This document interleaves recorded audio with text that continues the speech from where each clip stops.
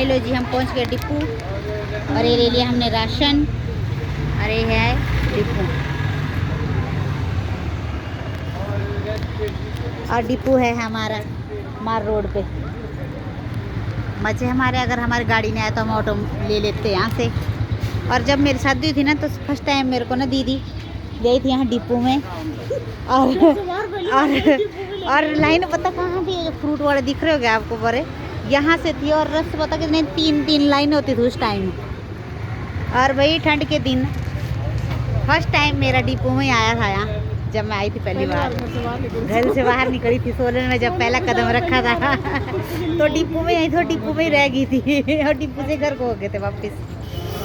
तो जी अब गाड़ी का वेट कर रहे हैं हम, अब आएंगे जेठ जी तब हम जाएंगे घर को। अब हमारा हो गया काम।